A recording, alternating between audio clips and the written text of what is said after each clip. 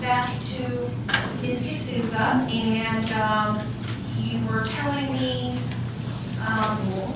Ms. Ramsey, as far as your communication with both Mr. Narvaez and the information you have received from New Mexico, you don't think that withhold is positive to their accepting her? No, when I spoke to him in New Mexico, when I spoke about the withhold or adjudication, literally her response was, what is that? Okay. So I don't think Sound like it's it's Whoa! Did you catch that hesitation? That awkward pause says it all. You can almost feel the tension in the room. Everyone's waiting for what comes next. Courtrooms have this unique quiet before something big drops. Is there anything else either side would like to address after having received the letter from Mr. Ramsey at all? Anything else from the state at all? No, thank you. Okay. I went through at length last week the grounds for departure, the court's findings as to those grounds. I said that the court did announce that it was had found grounds for the capacity of the defendant to appreciate the criminal nature of the conduct, or to conform to that conduct, or to conform that conduct to requirements of law was substantially impaired. The defendant requires specialized treatment for mental disorder that is unrelated to substance abuse or addiction, or for physical disability, and the defendant is in medical treatment. That the offense was committed in an unsophisticated manner and isolated incident for which the defendant has shown remorse. I found that while Here, the judge is referencing grounds for departure. That's a big deal. In plain English, it means the court found reasons to go easier or harsher than normal sentencing guidelines. But watch how carefully they balance leniency with accountability. there had been competent substantial evidence that there was grounds for mitigation under her being a youthful offender, I am not going to depart on those grounds. The other grounds, however, the court finds. 10 years of probation. That's not just a legal decision. It's a second chance. Do you think that's fair? Should rehabilitation ever outweigh punishment when the offense involves mental health? On the totality of the circumstances, taking everything into account, that it is appropriate to depart. And as I announce this sentence, I understand that there's a little bit of fluidity.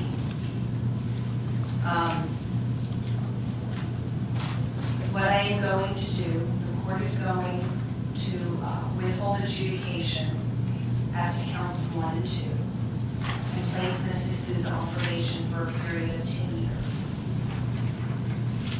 The conditions are going to include, and she is credited with 137 days at this point, the time that she served, with 129 on the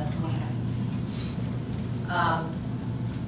I am going to order that she attend the New Mexico Rehab for Women, Adult, and Teen Challenge at 3103 West Alameda, Crosswell, New Mexico, 88203, for a period of no less than 12 months and up to 18 months. She must successfully complete the treatment at the program. She is not to be released. And I know, Ms. Danica, there was a case that I believe was with Mr. Weiss, wherein a co-defendant was sentenced to probation, but they were held in the Palm Beach County Jail. They were not to be released until they had completed their testimony. Correct. This part's tricky.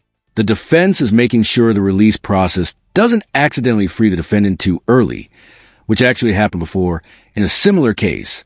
It's a subtle reminder that one wrong line in a court order can completely derail justice. So I'm going to order that she be released only to a representative of the public defender's office upon successful transfer. Yes, and you'll recall, Judge, there was a slight snafu with that, and that he ultimately got released.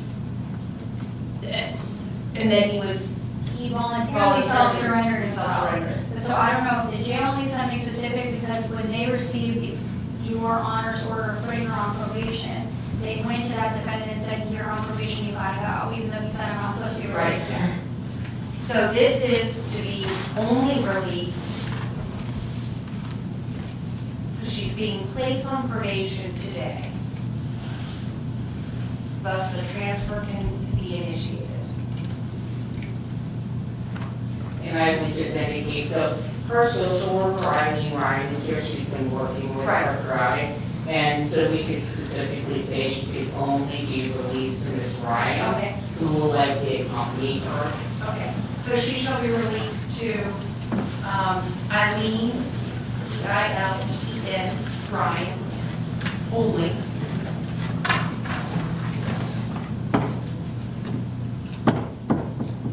Who shall accompany her to the airport.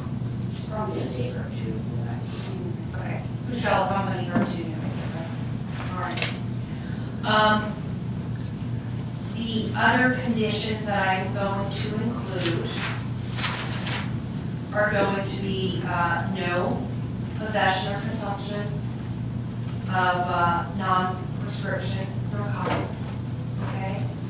I am going to include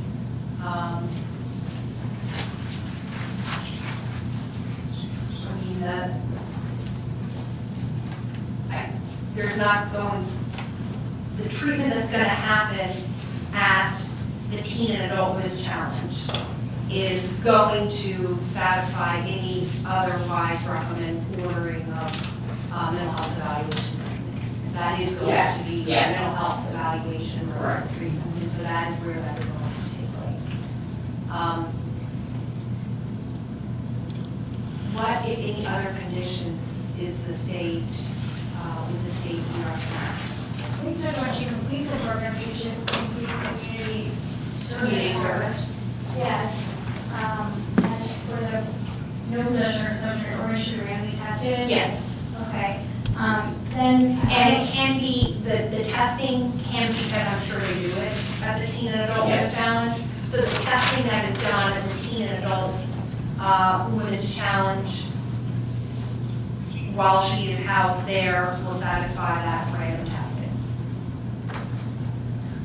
So I would ask for community service for random testing. I ask that she be ordered to comply with. Now pay attention, community service and treatment testing. This is how the justice system tries to rebuild behavior over time. But do these post-release conditions really work, or are they just checking boxes? Medication management room upon her release.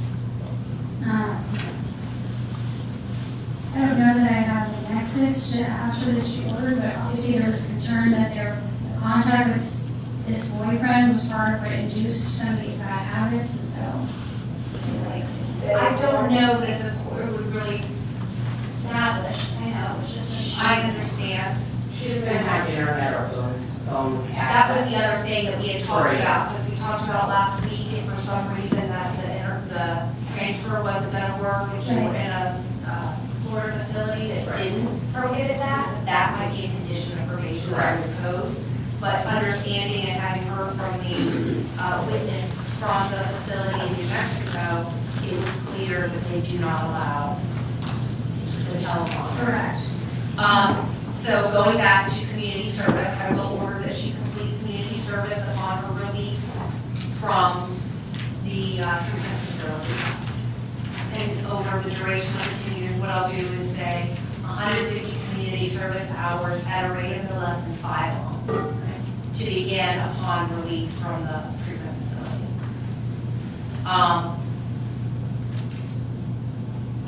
The no possession or consumption with random testing is in place, and the random testing can be satisfied through testing completed while she is in treatment at the facility. Are we going to put anything about early termination? I'm not going to speak to that. Okay. I just won't speak to the early Right. termination. Proof of employment or school, I don't know what her plans are in terms of after she leaves the program. I will, The program does provide re-entry services. Okay. So she is going to receive some job training, so we'll see what happens. okay, so I'll say either employment or school need to either go to school or have a job, or a hybrid of the two. And if not employed, then she'll have to fill out applications. I'll say, Well, you have to also remember, she is on SSI. oh, that's right. That's right. So she may, she may be able to be employed part-time, she may be able to go to school, Right. but she would not be able to be employed full-time. Okay, so what I'll do is either part-time employment or school attendance. And if you're not doing either, then, proof of applications, I'll be realistic with that, understanding she's on SSI, saying maybe 10 a month. Okay. Any other? Not that I can think of. All right, let me change the sentencing date on this. Judge, do you have a paper with the name and the address? Yes, it was, and I wrote on the paper report. It is in Ms. Ramsey's correspondence. It is called New Mexico Rehab for Women, Adult and Teen Challenge. New Mexico Rehab for Women, Adult and Teen Challenge. Yes, Okay, and the address? the address is 3103 Okay.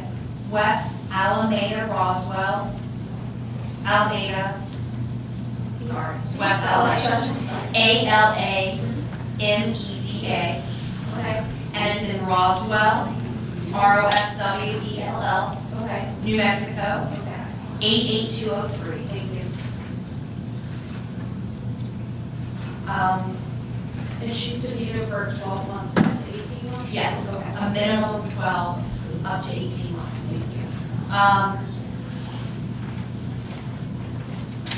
And is it no possession of alcohol and drugs or just the drugs? I asked her both. I think just with understanding the need for medication compliance, I'm going to say both alcohol or non-prescription drugs, and then require the continued medication compliance. And that right there, a judge reminding her she has people who believe in her. It's rare to see that much compassion from the bench. This ending isn't just about sentencing. It's about hope recovery and whether redemption can truly begin in a courtroom. Throughout the duration of probation. Okay, Councilwoman, is your concurrent? Yes. Here we go. All right, thank you both sides for your presentation and everything. This is a difficult case for everyone involved, I know, and it was a big loss for everyone. Court costs, how would you like court costs to be addressed? Would you like time to pay? Yes, let's give her, How about, why don't we do this? Why don't we say 18 months to set up a payment plan, and then 2 years to pay? That way, she'll have time to set it up when she's up, and then she'll do the payment plan. Okay. Thank you. Thank you. Thank you. All right, good luck, Mrs. Susan. You have a lot of people that really believe in you, so take advantage of it.